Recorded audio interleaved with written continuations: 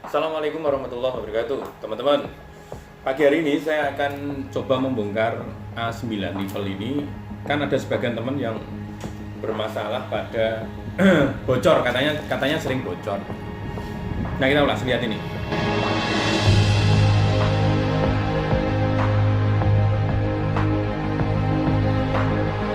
Jadi A9 ini biasanya bermasalah di kelopnya ini.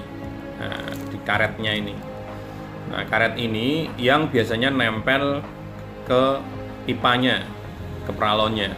Nah, peralon itu biasanya kalau kita ngebur, dibur gitu, nanti ada kayak kotoran burnya itu tersisa di atasnya. Nah, itu harus kita bersihin pakai memes supaya keadaannya itu datar gitu, tidak ada sesuatu yang menonjol. Kalau datar ketemu dengan ini dengan rata, insya Allah nggak ada masalah. Jadi masalah itu nggak rata ya, nggak rata terus kita paksa asal masukkan, jadi bermasalah. Dan juga ini kadang juga karena melama bertahun-tahun biasa ini rusak karena yang menyangga air ya, menyangga bodi ini ke pipa. Bentuknya A9 kayak gini tuh terpisah jualnya memang. Ini ada sendiri, lalu mangkokannya juga ada sendiri.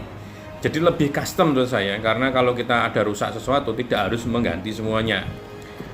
Ini pun lama sekali kita pakai nggak ada masalah. 3 tahun, 4 tahun kita pakai nggak ada yang sampai berkarat, nggak ada. Saya nggak tahu ini bahannya memang bagus. Coba kita bongkar ya. Bongkarnya cukup mudah kok. Kita tinggal kayak gini, terus kita tarik aja ke bawah. Nah, bahan-bahannya cuma kayak gini aja. Biasanya kalau kotor itu cuma dibersihkan aja, dipakai air keras itu aja udah bagus.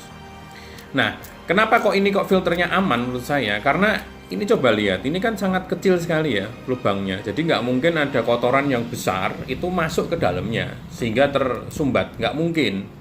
Jadi makanya saya bilang ini lebih aman dibanding dengan model selang itu ya.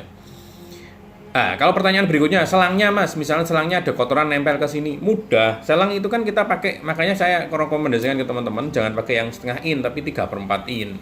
3/4 in kan besar, alirannya lebih deras, dan dikasih pembuangan air di belakangnya. Jadi ketika 1 bulan sekali itu dibuka, itu kotoran yang nempel itu insya Allah akan keluar semua, akan hilang semua karena aliran cukup deras dan besar, nggak mungkin nempel ke sini. Jadi cukup sederhana kok kerjanya kayak gini, terus ditempel-tempel gini. Akhirnya kan di dalam kan ada kelopnya kan. Ini dibuka lagi ya. Coba bisa enggak? Nah, cara bongkarnya ternyata tidak diputer ya. Saya salah, cuman ditekan kayak gini aja. Ini tahu tekan dengan datar ini, kita tekan. Nah, ini keluar. Nah, isinya kayak gini aja. Wis.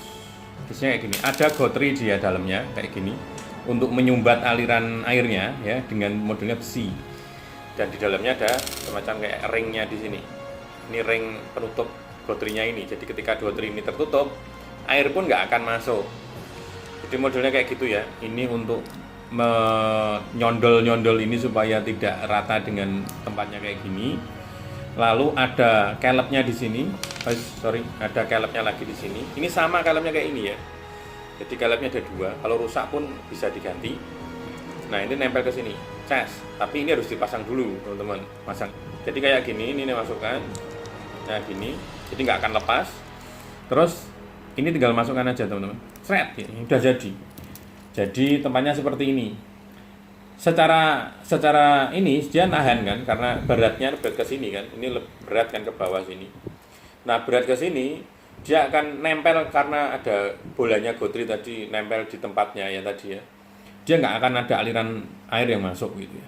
Tapi ketika disondol atau ditekan atau berubah posisi, otomatis air akan keluar sedikit. Dan itu tempat minum si puyuh. Itu aja sih kalau kita mau lihat dalamannya. Dan stainlessnya ini anti karat kalau nggak salah. Jadi saya pakai sudah bertahun-tahun nggak ada yang berkarat gitu. Walaupun air kita juga tidak pakai PDAM, air kita pakai air sumur yang kadang itu ada asin-asinnya dikit gitu ya. Nah, kita masukkan kayak seperti ini, kita masukkan di sini ya. Di sini kita tekan aja, lalu kita putar. Ini aja sih. Kita putar kayak gini aja. Posisinya tergantung mau pingin apa. Terus jangan lupa kelopnya ini dicek ya, jangan asal nempel, ditaruh ke sini. Nah, ini kayak gini. Terus ketika mau masang, tinggal crack aja pakai tangan, jangan pakai besi, jangan pakai, nanti rusak malah. Pakai tangan aja. Kalau nggak kuat, tangannya dikasih kaos tangan biar tidak terlalu tajam di sini. Kalau masih nggak kuat lagi berarti Anda kurang olahraga. Minum stamina atau makan telur puyuh banyak supaya tenaganya pulih. Lalu tekan kayak gini. Tak, biasanya kuatnya 1 kali. Tapi kalau teman-teman punya tenaga ekstra bisa 2 kali. Ya, kayak gini. Itu nempel banget dan insya Allah nggak bocor. Lalu untuk melepaskannya cukup dengan menggunakan tangan lagi, digeser kayak gini. Ini aja, ini sudah.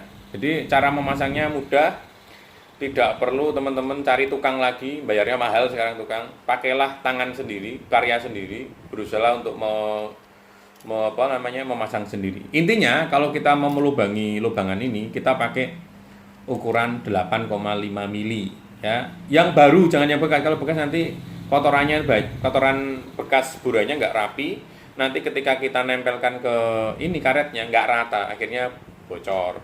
Dan tipsnya berikutnya adalah menggunakan pralonnya, jangan pralon yang lembek, beli pralon yang kaku, yang keras, supaya ketika kita menekan ini pralon tidak ikut tertekan, jadi pralon tetap utuh, tapi ini yang menyesuaikan.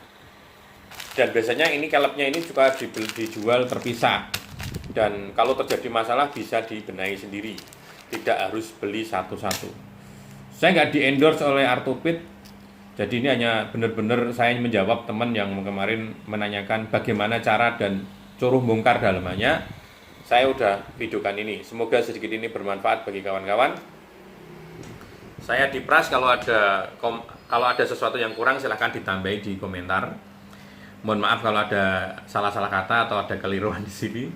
Terima kasih buat yang jual ini, saya dikasih harga murah. Matur nuwun. Assalamualaikum warahmatullahi wabarakatuh.